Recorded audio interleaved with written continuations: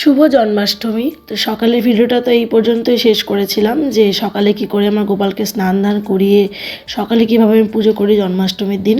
তারপরে এইটা হচ্ছে এখন বিকেলবেলা এসেছি আমাদের বাড়িতে, মানে আমার বাবার বাড়িতে। এখানে এখন হবে ভোগের আয়োজন, মানে রাত্রে যেগুলো অভিষেক করার পরে ভোগ লাগানো হবে গোপালকে আর রাধা মাধবকে, তো সেইগুলোর এখন আয়োজন হবে। তো এই বাড়িতে এসে বসার পরে মা দেখাচ্ছে আর কি, মা যেহেতু লাইটিং টাইপের প্রথমবার নিজে নিজে লাগিয়েছে, দেখাচ্ছে কীভাবে লাগিয়েছে, আরও কীভাবে সাজালে ভালো লাগতো, এইসব আর কি মা দেখাচ্ছিল।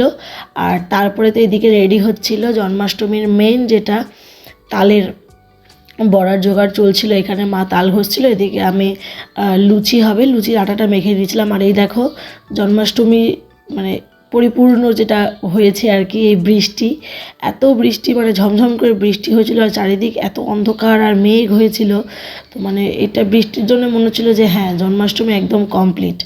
তো এখানে তো তাল বড়াটা যে তালটা ছেঁকে নেওয়ার পরে ওখানে ময়দা সুজি চিনি সব দিয়ে মেখে নেওয়া হচ্ছিলো। এদিকে হয়েছে সুজি, বেশি করে কাজু কিশমিশ সব দিয়ে।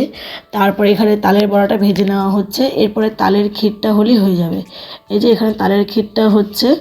আর লাস্টে মা না 2-3টা আবার তালের রুটিও করেছিল, কীভাবে করেছিল সেই ভিডিওটা আর করা হয়নি আমার, আমি ঘরে ছিলাম। তো আমি যেগুলো যে আমি নিয়ে আসবো বলে হচ্ছে কী বলে ভগবানেরই পাত্রে, মানে গোপালের পাত্রে, এগুলো সব নিরামিষ বাসন। তো এর মধ্যে সমস্ত ভোগগুলো নিয়ে নিয়েছিলাম, কিছু ফুল নিয়েছিলাম। তো এমন নয় যে আমার নিরামিষ বাসন নেই বা পুজোর বাসন নেই, আছে সবই, কিন্তু ওই যে আমরা যেহেতু ভাড়া বাড়িতে থাকি, বা ভাড়া বাড়িতে এনে সব কিছু আলাদা করে করা, মানে রান্না করা, সেই জন্য। আর আমার যত নিরামিষ বাসন সব আমার বাবার বাড়িতেই থাকে, তো সেই জন্য আর নতুন করে বাসনপত্র টেনে নিয়ে এসে আবার আলাদা করে রান্না করিনি, যেহেতু মা রাধা মাধবকে ভোগ নিবেদন করবেই আজকে, সেই জন্য আমরা এই 2-3 বছর থেকে এইভাবেই করি, মা আর আমি একসাথে করি।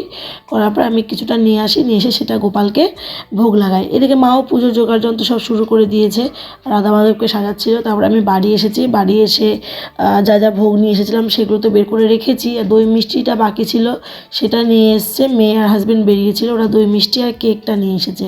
তো তারপরে বাইরের জামা কাপড় ছেড়ে ধোয়া কাচা জামা কাপড় পরে ফ্রেশ হয়ে এসেছি জোগাড় করতে। এখন দুজন মিলে বসে পড়েছি, আর এখন রাত্রি ওই 8:30 পৌনে 9টার মতো বাজে। সব জোগাড় করতে করতে 1 থেকে 1.5 ঘন্টা সময় লেগে গেছিলো সমস্ত জোগাড় করতে। আর এখানে একদম পুরোপুরি কমপ্লিট রাত্রের যেটাকে কি বলে মহা অভিষেক গোপালের করার জন্য আর কি, সমস্ত ফুল ভোগ, আরতির প্লেট, তারপরে অভিষেকের জন্য যা যা লাগে, ফলের রস, দুধ, ফলের রস, গঙ্গা জল, ঘি, মধু, দই, সব কিছু রেডি। এইবার শুধু সব কিছু নিয়ে আর কি পুজো শুরু করার পালা। আর এবার ফার্স্ট টাইম আমাদের বাড়িতে জন্মাষ্টমীতে কেক এসেছে, এটা মেয়ের আবদারে। আর ওই যে আইডিয়াল বেকারি, যেটাতে আমরা নিরামিষের দিনে যাই, তো সেই আইডিয়াল বেকারি থেকেই কেকটা আনানো বলতে কি মেয়ে আর হাজব্যান্ড গিয়ে নিয়ে এসেছে। তো এখানে তো অভিষেক শুরু হয়েছে তখন প্রায় 12:15 মতো বাজে রাত্রি। আর সবথেকে আশ্চর্যের বিষয় হচ্ছে এবার না রাধিকাও মানে উপোস করেছিল।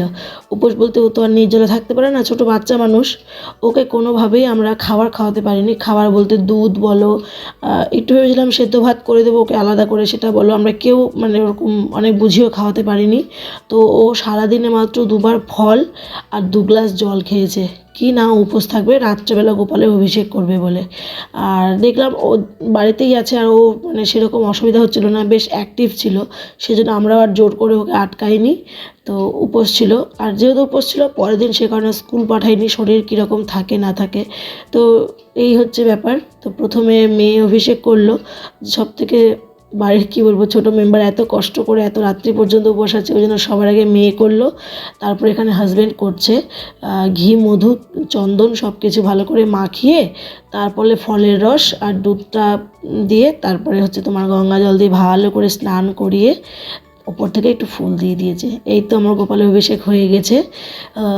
এখন ওই ফুলগুলো একটু সরিয়ে নেব, সরিয়ে নিয়ে এখান থেকেই 2 চামচ মতো চরণামৃত তুলে রাখবো। চরণামৃতটা মানে মুখে নিয়েই আর কি উপোসটা ভঙ্গ করব আর কি। আর সব কিছু সেরে সুরে মানে গুছিয়ে গাছিয়ে ইয়ে করতে করতে না রাত্রি প্রায় 1:30 বেজে গেছিলো আমাদের। আর এই যে গোপালকে পরিয়েছি এই নতুন ড্রেসটা, এই ড্রেসটা অবশ্য বৃন্দাবন থেকে নিয়ে এসেছিলাম, এই ড্রেসটা পরিয়েছি আর ওই মালাটা গেঁথেছিলাম। তারপরে এখানে ভোগ লাগানো কমপ্লিট, আমি ভোগ লাগানোর পরেই ভিডিওটা করেছি। এখানে সমস্ত মিষ্টি, তালের বড়া, ক্ষীরের পাটিসাপটা, তারপরে লুচি, তারপরে কি ওটা কি বলে, তালের রুটি করেছিল মা, সেইটা, তালের ক্ষীর, নানা রকমের ফল, কেক, তারপরে দই, মিষ্টি, যতটা পেরেছি আর কি আয়োজন করতে পারার ততটা আয়োজন করেছি আর কি, জোগাড় যন্ত্র করেছি নিজেদের মতো করে। আর এই হচ্ছে আমার গোপাল। তো এখন অনেক রাত্রি হয়ে গেছে, শরীর মানে কি বলবো একদম ক্লান্ত হয়ে গেছিলো। তো তারপরে আমরা উপোস ভঙ্গ করার পরে তো প্রসাদ টসাদ পেয়ে শুতে শুতে বললাম রাত্রি 1:30 বেজেছিলো। তো সব কিছু তুলে নেওয়ার পরে এই যে এখানে মেয়ে ভিডিও করছিল আর ওরা আঙুলটা চলে এসেছে, এখানে করে নিচ্ছিলাম আরতি, প্রদীপ, পঞ্চপ্রদীপ যেভাবে হয় আর কি। আজকে আরতিটা একটু স্পেশাল হয়েছিল। তো এই ছিল এবার আমার জন্মাষ্টমীর পুজো। জানি না কতটা কি করতে পেরেছি না পেরেছি, ভুল ত্রুটি তো অনেকই হয়েছে, তাও নিজেদের মতো করে চেষ্টা করেছি যতটা ভালো করে পারা যায় আর কি করার। তো চলো তাহলে এই ভিডিওটা এখানে শেষ করছি। সবাই খুব ভালো থেকো, সুস্থ থেকো। ভিডিওটা ভালো লাগলে লাইক করে দিও, আমার চ্যানেল নতুন প্লিজ আমার চ্যানেলটাকে সাবস্ক্রাইব করে দিও। দেখা হবে একটা নতুন ভিডিওর সাথে।